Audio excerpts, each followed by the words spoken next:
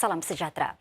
Indeks harga pengguna Singapura meningkat pada Januari dipacu oleh inflasi, cukai barangan dan perkhidmatan GST lebih tinggi serta perbelanjaan semasa perayaan Tahun Baru Cina. Inflasi teras naik kepada 5,5% tahun ke tahun yang tertinggi sejak November 2008. Inflasi keseluruhan termasuk kos penginapan dan pengangkutan privat naik kepada 6.6%. Lonjakan pada harga makanan siap dimasak menyebabkan inflasi makanan meningkat. Inflasi elektrik dan gas bagaimanapun turun 5%, ekoran peningkatan lebih kecil tarif untuk isi rumah. Inflasi sektor runcit pula meningkat lebih pantas. Harga untuk rawatan pesakit luar, tuition dan pelbagai yuran lain turut meningkat seperti harga untuk khidmat telekom serta tambang udara. Pemerintah menjangkakan kenaikan harga kereta dan tempat penginapan akan berterusan dalam bulan-bulan mendatang, ekoran kuota COE yang terhad dan permintaan tinggi untuk rumah sewa. Inflasi teras dijangka kekal di paras tinggi bagi dua suku pertama 2023. Para anggota parlimen mencadangkan lebih banyak sokongan kepada para pekerja dari mereka yang bekerja sendiri, pekerja muda hingga golongan karyawan pengurus dan juga eksekutif PME. Mereka memberitahu parlimen hari ini kumpulan-kumpulan tersebut akan memerlukan lebih banyak bantuan dalam meningkatkan kemahiran serta perubahan kerjaya di tengah-tengah gangguan teknologi. Para pekerja platform seperti penghantar makanan dan pemandu kereta sewa privat bergantung kepada rakan-rakan platform untuk mendapatkan gaji. Lantaran itu, mereka adalah golongan penerima harga. Salah satu saranan yang dikemukakan adalah untuk memberikan mereka elawan latihan untuk meningkatkan kemahiran. AP dari Parti Pekerja WP James Lim pula sekali lagi menekankan kedudukan parti itu untuk menyediakan insurans pengangguran. Mula disarankan pada 2020, Encik Lim berkata sebahagiannya akan disumbangkan oleh para majikan. Para AP lain pula berpendapat bantuan keuangan jangka pendek juga ditimbangkan untuk membantu mereka yang hilang pekerjaan. Ia diharap dapat memberi mereka ruang untuk meningkatkan kemahiran dan mencari kerja baru sambil terus menyokong keperluan asas keluarga buat sementara waktu. Para pelajar dan pekerja muda juga mendapat tumpuan dengan para AP menarik perhatian kemungkinan golongan belia tidak dapat meraih peluang dalam industri cerah akibat kemahiran yang tidak sepadan.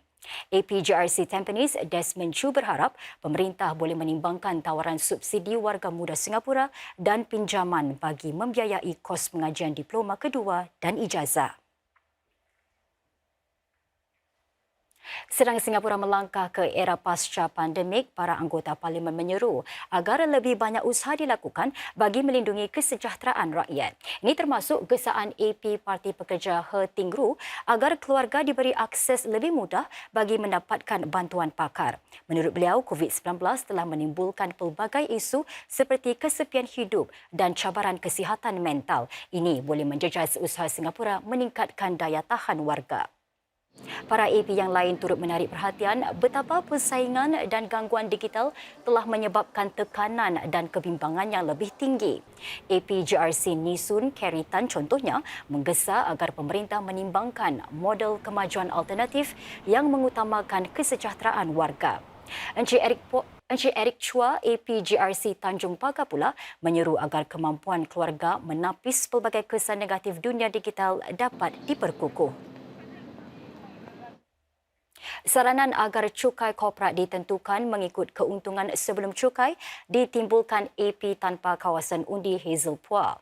Cik Puah menjelaskan ini supaya syarikat-syarikat yang lebih menguntungkan membayar cukai lebih tinggi. Ini berbanding dengan keadaan sekarang di mana syarikat dengan keuntungan terbesar membayar peratusan paling rendah dalam bentuk cukai. Cik Puah menambah partinya, Parti Kemajuan Singapura PSP juga mahu firma-firma yang lebih menguntungkan membayar lebih banyak cukai dan cukai korporat tambahan itu akan digunakan untuk mengurangkan kos di Singapura. With higher corporate tax revenue, we can use that to lower business cost and cost of living to offset the higher effective tax rate, thereby making Singapore still an attractive investment destination and provide relief to Singaporeans. Sekitar 200 pelabur global telah diberikan status penduduk tetap sejak 3 tahun lalu. Golongan sedemikian telah membawa masuk pelaburan langsung lebih $5.4 bilion dalam tempoh sedekat. Ia turut mewujudkan sekitar 24,000 pekerjaan di Singapura. Status penduduk tetap itu diluluskan di bawah Program Pelabur Global atau GIP. Menteri Negara bagi Perdagangan dan Perusahaan Low Yan Ling berkata, status sedemikian diberikan kepada mereka yang menubuhkan perniagaan di sini. Semasa menjawab pertanyaan AP Yip Hon Weng, Cik Loh menambah para pelabur tersebut datang dari spektrum sektor yang luas. Ini termasuk bidang teknologi, kemampanan serta khidmat keuangan. Ketua Pembangkang Pritam Singh kemudian bertanya berapa ramai daripada mereka telah menjadi warga Singapura. Menurut Cik Loh, pelabur skim GIP membentuk kurang dari 1% keseluruhan permohonan penduduk tetap yang diluluskan setiap tahun. Daripada jumlah itu, yang menjadi warga negara adalah jauh lebih kurang. I can say that a very, very low percentage of the PR under the GIP has been granted citizenship.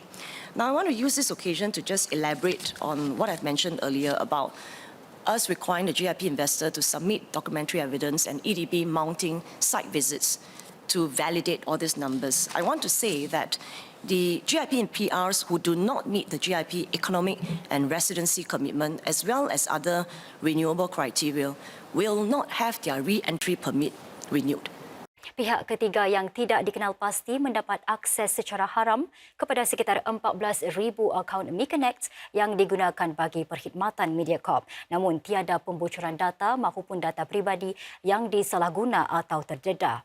Mediacorp tetap menasihatkan para pengguna supaya menukar kata laluan mereka. Mediacorp menyatakan akses tidak sah itu dikesan pada lewat bulan lalu. Ia kelihatan seperti sejenis serangan siber yang mana perincian daripada pencabulan data bagi satu khidmat digunakan untuk log masuk khidmat lain. Mediacorp menambah kata laluan bagi akaun terjejas sudah pun ditetapkan semula. Aduan polis sudah dibuat dan para pengawal sedia juga sudah dimaklumkan. Mediacorp menyatakan pihaknya mengambil tanggungjawab untuk melindungi data peribadi dengan serius dan akan terus mengambil langkah-langkah yang perlu bagi melindungi data peribadi para pengguna. Saudara, tinggal 2 hari saja lagi sebelum acara Mediacorp Untukmu di Wan Punggol berlangsung Sabtu ini. Dan para artis, peserta juara Mic Junior serta DJ Warna kini sibuk membuat latihan serta persiapan akhir bagi menghiburkan para hadirin. Orang ramai juga boleh ikuti acara senaman beramai-ramai di acara khas itu.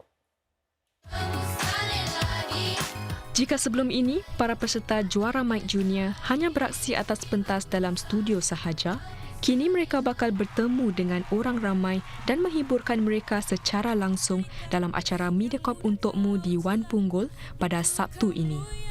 Mereka tentunya sungguh gairah sekali dan pada masa yang sama mereka agak khawatir jika mereka dapat melakukannya dengan baik. Jadi di rumah tu mereka setiap hari gigih berlatih, bernyanyi dan menari untuk para hadirin yang akan datang ke acara itu. Ini juga merupakan kali pertama mereka melakukan persembahan di luar studio. Jadi perasaan gementar tu memang ada dan kami sentiasa memberikan semangat kepada mereka untuk mengatakan mereka boleh lakukannya. Khas buat para hadirin acara Mediacorp Untukmu di Wan Punggol, kesemua 16 peserta musim kedua juara Mic Junior akan menyajikan pelbagai persembahan istimewa. Selain menikmati hiburan yang dihidangkan, para pengunjung juga boleh ikuti acara senaman beramai-ramai dalam segmen Gerak Warna. Mereka akan ikut rentak lagu dengan gerak-geri yang lincah dan dapat berinteraksi dengan para DJ Warna 942. Kita bersenam beramai-ramai, kita bakal lemak sama-sama dengan jurulatih kami Wan Syamsuri. Lebih kurang 45 minit gitulah. Jadi ini amat memudahkan untuk semua boleh ikuti pergerakan yang amat mudah sekali. Semua peringkat usia boleh ambil bahagian dari yang kecil hingga warga emas. Dan kami juga ada sesi interaktif bersama para peserta dan mereka juga boleh memenangi cendera mata warna seperti EasyLink card ini. Pada Sabtu ini juga, para hadirin boleh jangkakan pelbagai kegiatan menarik buat segenap lapisan usia oleh rakan-rakan penganjur, NLB dan M-3 Pasir Ris Punggol serta menyaksikan penerbitan berita yang akan bersiaran secara langsung dari Wan Punggol.